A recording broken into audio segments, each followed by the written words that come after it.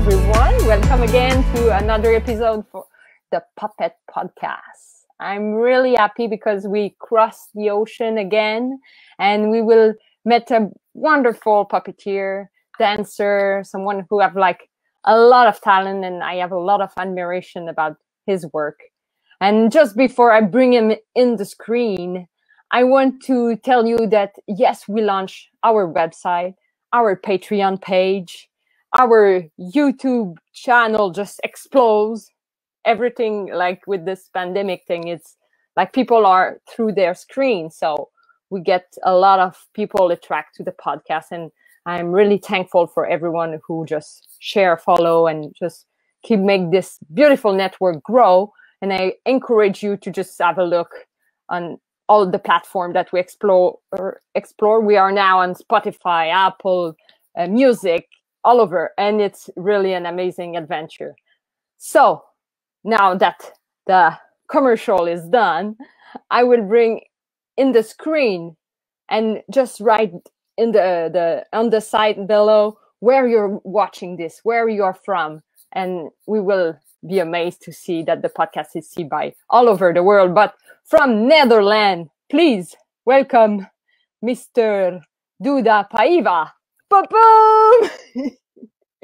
What an entrance! Hello. Hello. I heard you are in Spotify. Yeah, we are on Spotify. I would like to sing. To sing a song?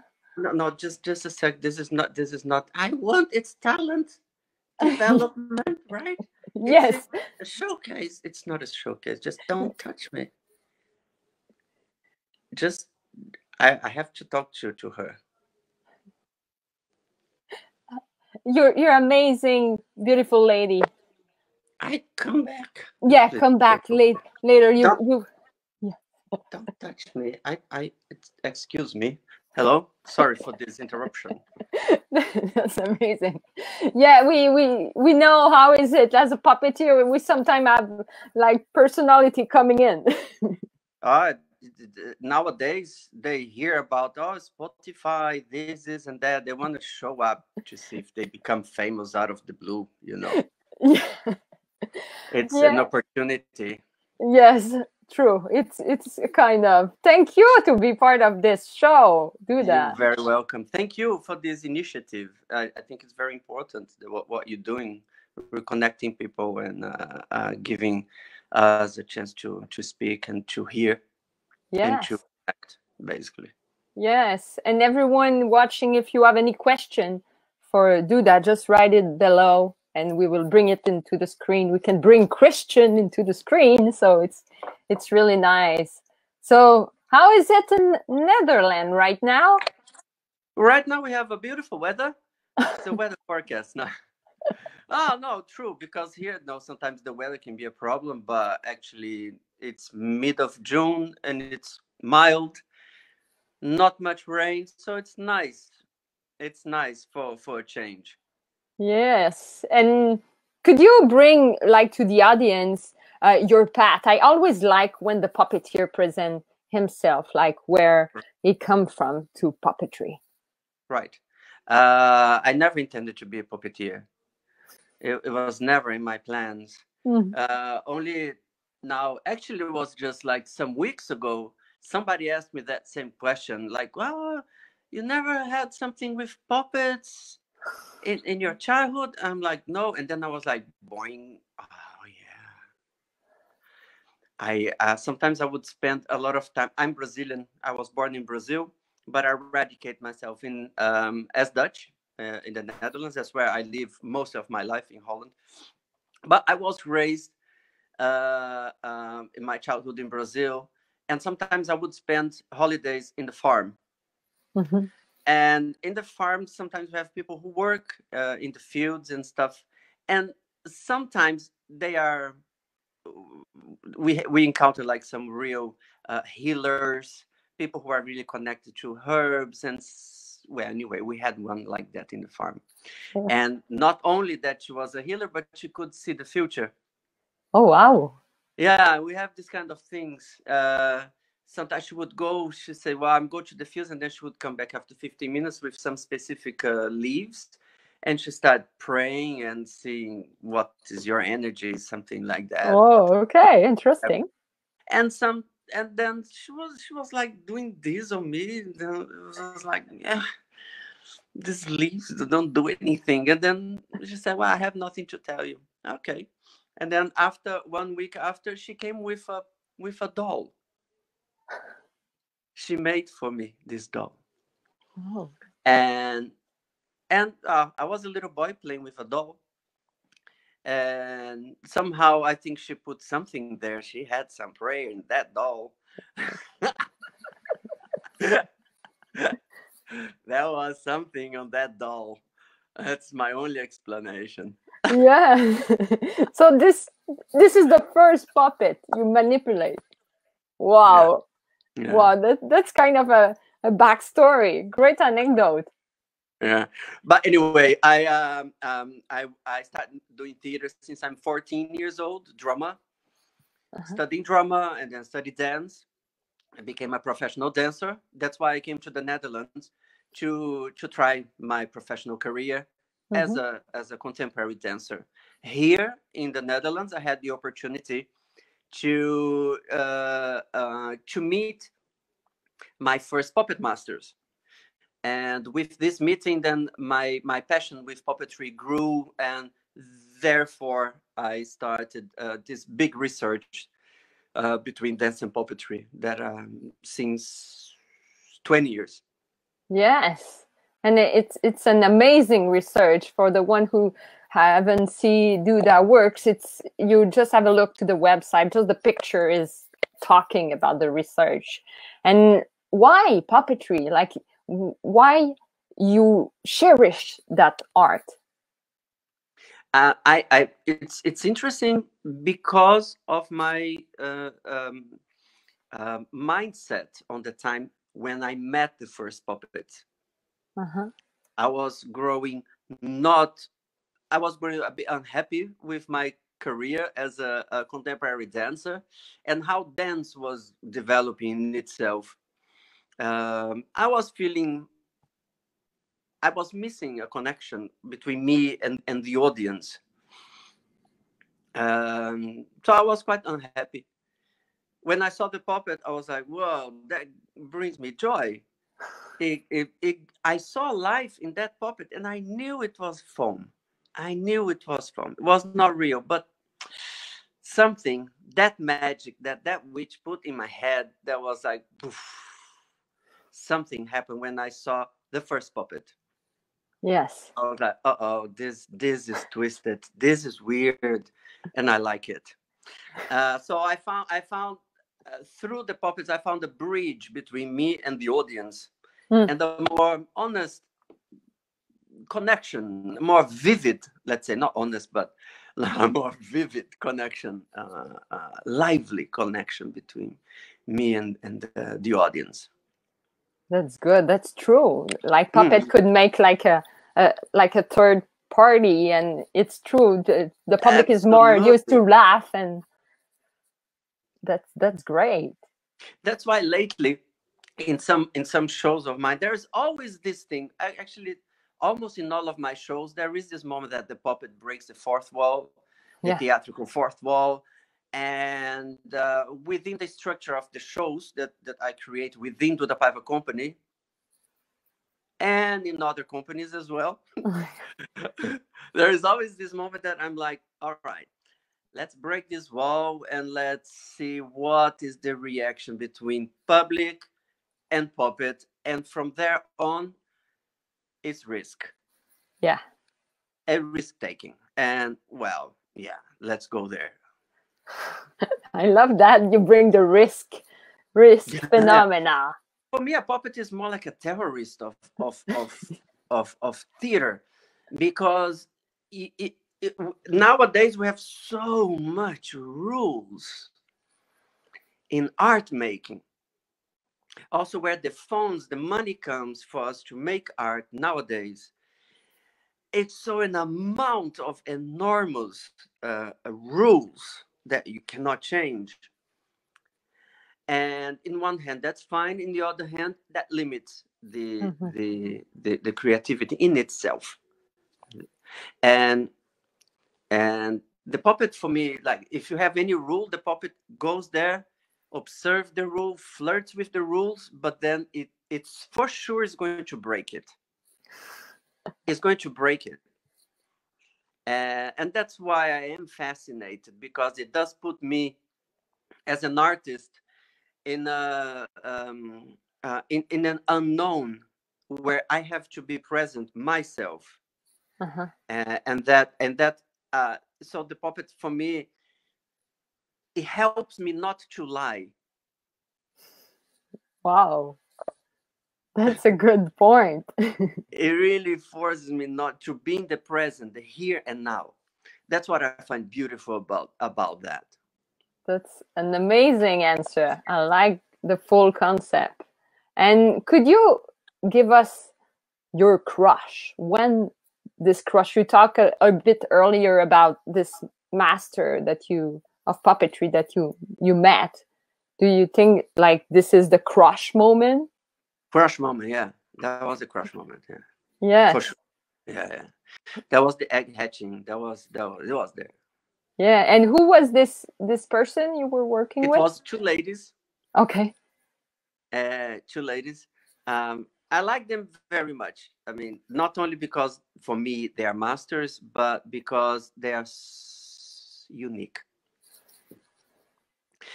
and they brought magic to the room. They brought magic to my imagination. They awakened that magic, and they saw that.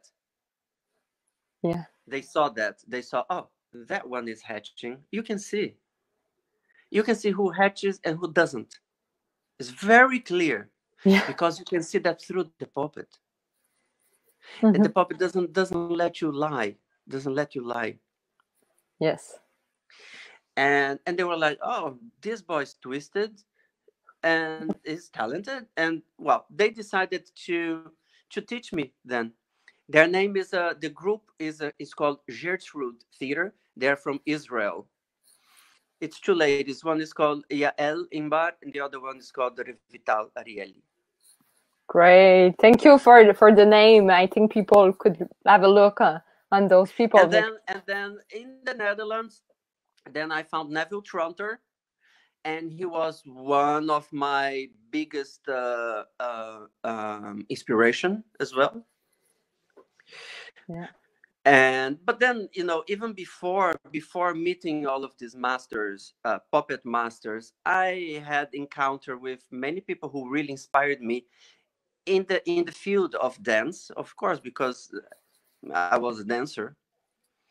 And not only in ballet, in classical dance, but also in contemporary dance, but also in buto. Ah.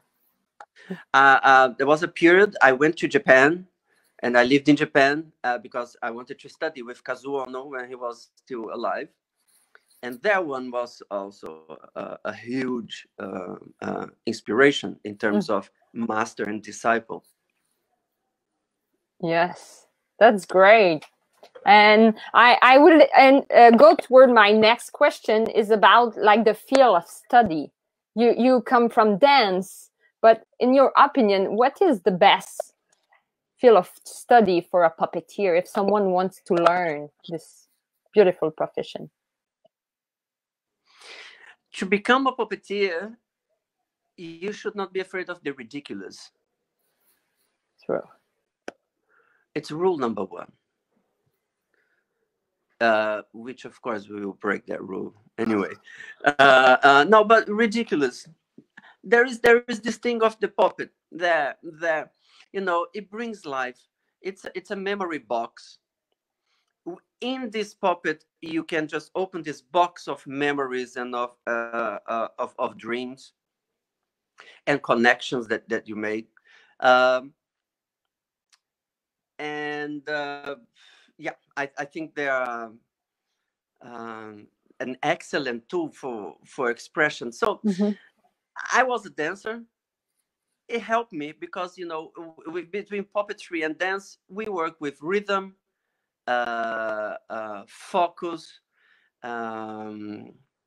so many things that relates one and the other. But it's not necessarily that if you are a good dancer that you'll become a good puppeteer. It doesn't match. You can just have the tools, the technique, but if you don't have the thing in your head, you don't become a good puppeteer. And what will be this thing? How you will name that kind of craziness, or people call it? This is an expression that it's not that we should not. It's just a popular saying, you know. It's called a schizophrenia. It's a good schizophrenia. Okay. I like this. Yeah. Because you have to observe that puppet. Yeah, out of your... You have to establish this difference between you and the puppet. Yeah. So somehow you are observing what you are doing. You're observing this other body that it's just in front of you or beside you whenever the puppet is. So as an actor, you are observing what you're doing while you're doing. Yeah.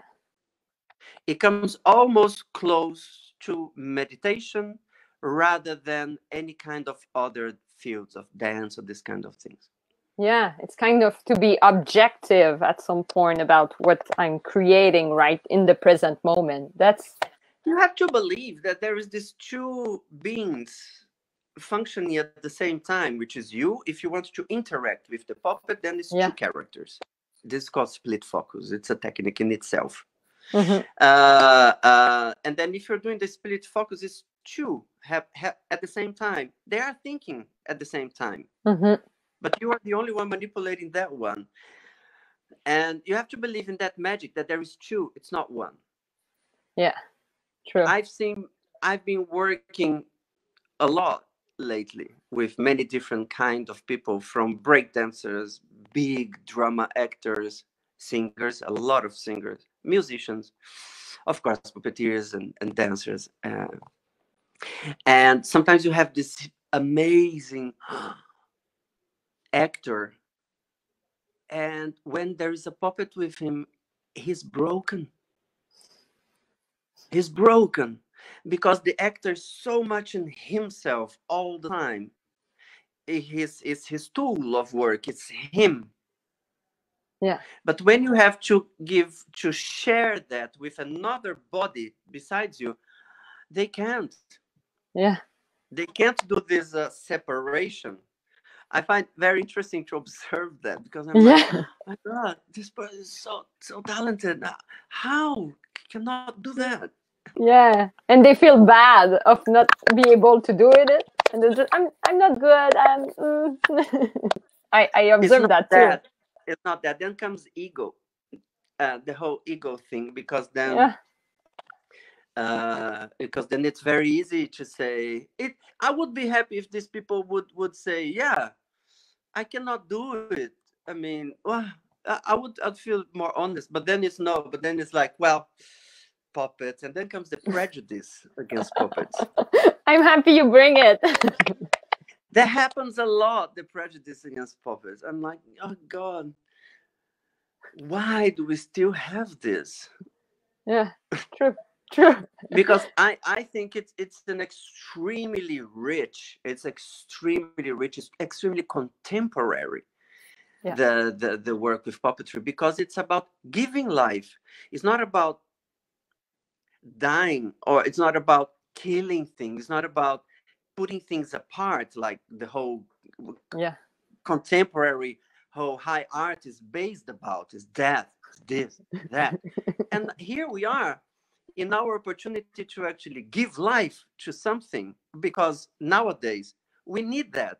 We have to stop talking about the death that we suffer and this and that. It's enough. Yes, totally. I totally agree. That's it's kind of a big, if you agree, people just write it down. I'm just like, Yes, let's just talk about bring life to stuff. Exactly.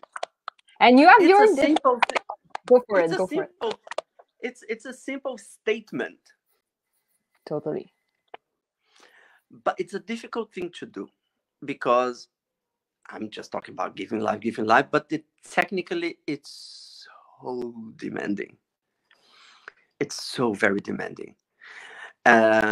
Especially for my kind of work, that for me it's not enough just to give life. I mean, the person has to dance good, has to talk, has to improvise good, and I'm like, oh, it's intense. You know, Yeah. the person has to have a lot of Expertise. disciplines, holding a lot of disciplines. Totally. It's so multidisciplinary. I Yeah, agree. absolutely. Yeah. And what is your definition? Like when maybe a kid or a coworker or someone wants to understand what you do, when you say, what is a puppet? Like what is in your own word, how you answer to this?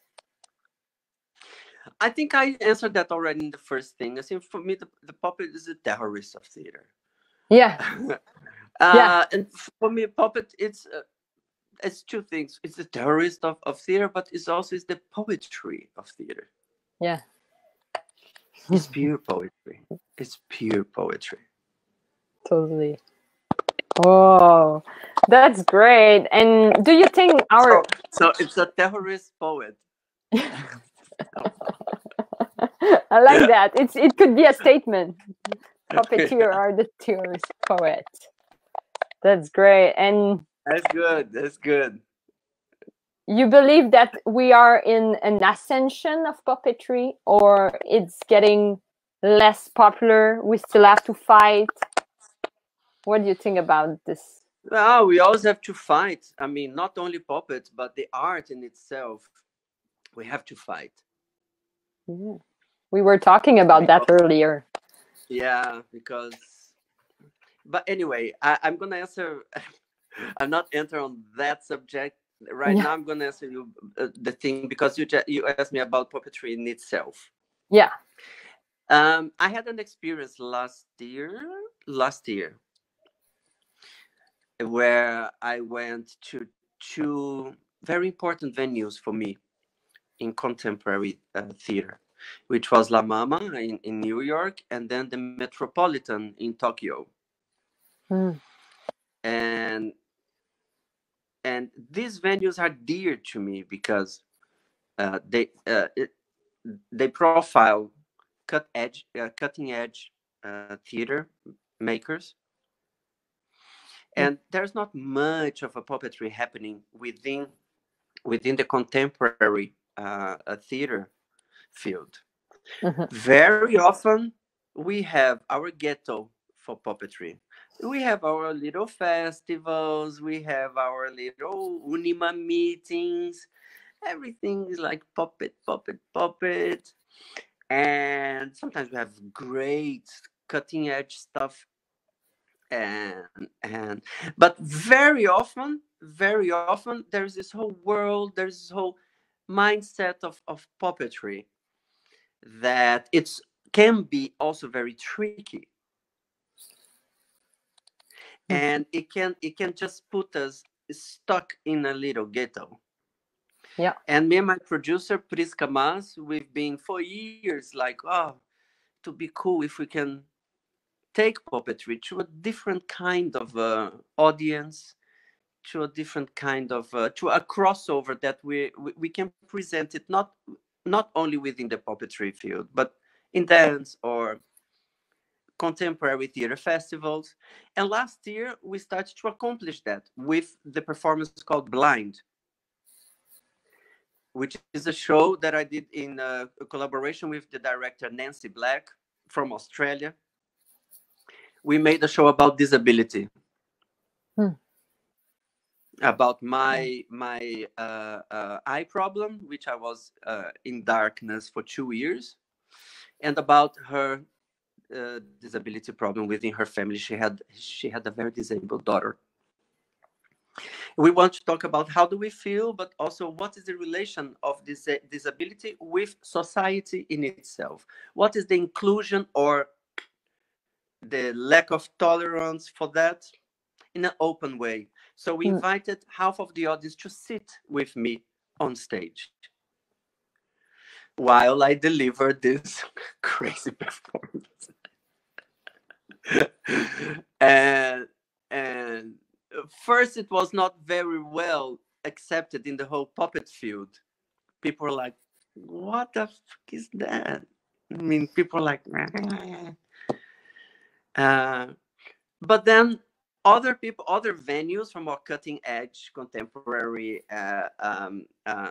curators, they start looking at it with a little bit more interest. They gave us some chance, and then we saw the work being profiled in different kind of venues.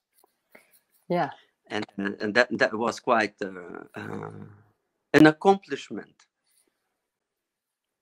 true. And the reaction of people are like, I've never seen that in my life. I never knew that could be something for an adult audience, for a contemporary venue. So that's why for me, puppetry, it's so refreshing. Still there's so much to develop, but we have to get out of this stigma that it's just for kids, is a silly art form. That is the prejudice that we fight against.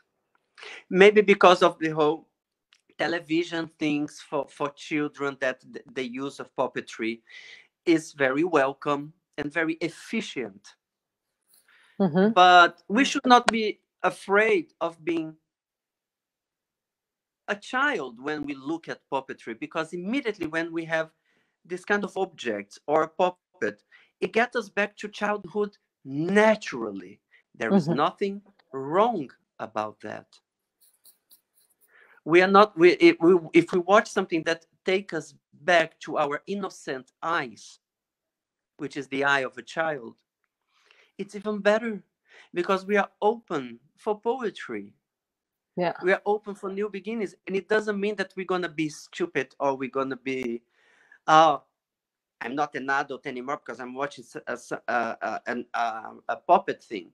This prejudice is not healthy. totally. It's full of judgment, and for sure you and your work especially bring some kind of like edgy moment, and I think it's really good for adult to just go on the edge. I mix very edgy stuff with being extremely silly, bringing some kind of humor with the puppets, but then to break it apart in an extremely abrupt way. Yeah. And this combination, people people get out of their comfort zone, because there's a lot of impact, and then there's laughter, there is crying, and there is this thing that it's not quiet. You're not really quiet when you look at it, and that's what I think it's interesting. Yes, because I don't think I love soothing stuff with puppets, sweet stuff. I have nothing against that. I like it, but I don't think that we should just think about puppetry like that. yeah, and you are more like an explorer, because as you said, you've been playing to New York and Japan, and so you conquer new territory with your puppetry art. And yeah, I think it's a great purpose. But it's bring me to my last question about your big purpose as a puppeteer, like for the future, for your career. What you have in mind for? No, I don't have like a big purpose. What my intention is to teach, to pass this to more people, a technique that I've been developing for the last 4 years, which is called the object score. Why I created this technique? Because by teaching in many universities, in many festivals all over the world, I realized that people were not prepared physically to deal with puppets that require more physicality. because you know you end up in very weird positions when you manipulate a puppet, or like this with your spine a bit undulated, or things that you have to manipulate like this. Yeah. You know, you name it. Yeah. Different positions. So, and also this, depending of how the puppet is constructed, you end up with many pain. Also in this area here, and people could not really take the work much further because of the physical limitation. Mm-hmm. And then I'm like, whoa, we have to combine physiotherapy with body consciousness and dance technique, of course, and theater improvisation and puppet manipulation. So I combined all of these things, and I created, together with a university in Brazil, we created this system, actually, this system that now I'm sharing it with more people, because I would like to see people having this amazing experience that I have on stage. Yeah. So that's why. Yeah. I don't want to keep it for myself. I want people to do it. You know? Because for the one who haven't seen Duda perform, you seem, and I observe it, you seem to have a lot of fun on stage and loving what you're doing. And I think that's great that you share this. Do you plan to write a book or something? Yeah, I'm preparing to write an ebook that we're gonna place it in the our website with very, very, very basic principles of the object score. Mm-hmm. But now I'm just teaching here and there live. It's difficult nowadays to teach live because of the corona thing. Yeah, I'm going to teach now in the end of this month. I'm going to Brussels for my first workshop, corona style. Yeah, but you will be there, or it will be with the screen, or? No, I'm gonna be there live. Oh yeah. Okay, that's good. That's good, because it's kind of hard to teach on Zoom or to do some. I don't like. I don't know. Yeah, yeah. We have Josanne, who said that you are also an amazing dancer. So yeah, I can bring it into the screen. We have some comment. People agree. Josanna, she's my dear friend. That's great. That's great. So, and do you want to, for the conclusion, to bring back maybe your friend who wants to be famous, or another one? Or? Yeah. There are quite many here. Yeah. This is the first puppet that I ever from the Israeli ladies. They made this puppet, and her name is Portia Labelle. Portia Labelle. Oh, Portia Labelle. Oh wow, she's belle. She's really belle. Wow. And those girls create it, or you create yourself puppet? They created this puppet for me. Oh yeah, okay. And these ones, it was a phase also that I was teaching other people to make puppets. This is a puppet from Bastards, the performance, and he's a full puppet. Oh yeah. Full figure puppet. Yeah. And this is Clementine. I love their eyes. It's always shiny, yeah. Yeah, it's kind of.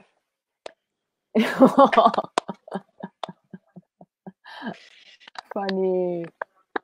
Clementine. There's an iconic dance between me and Clementine where I give my legs to her to dance. Yeah. There's an iconic registration of that in the YouTube. So if somebody's interested, go for Duda Paiva, and then you see me and her, the picture. So that's the one.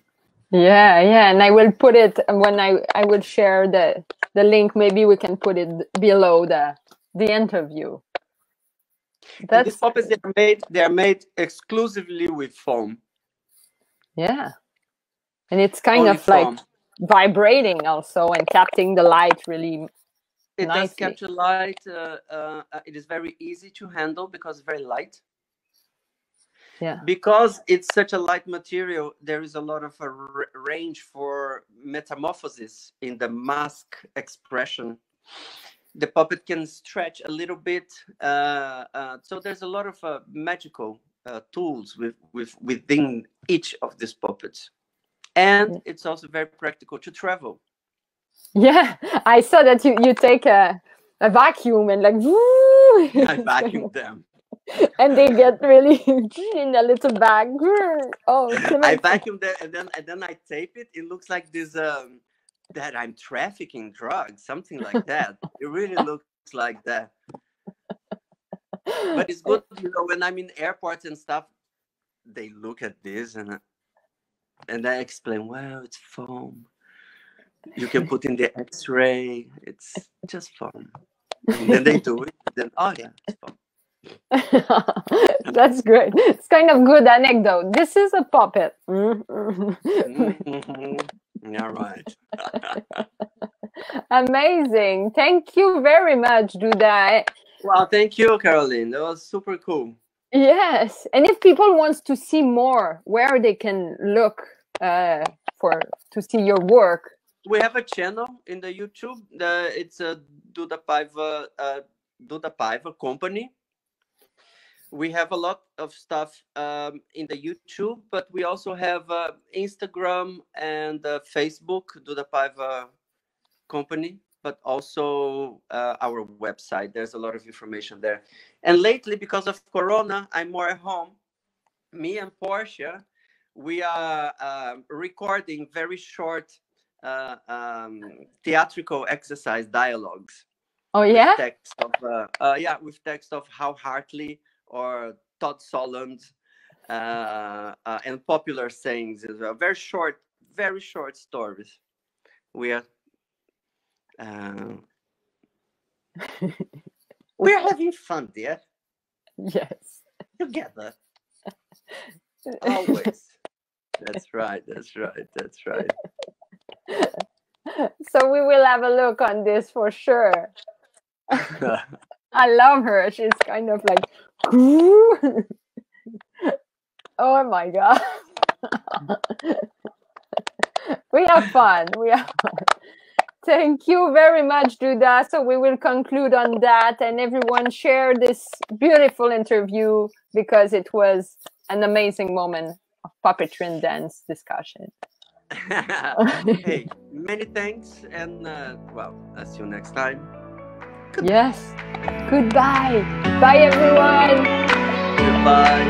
Bye-bye.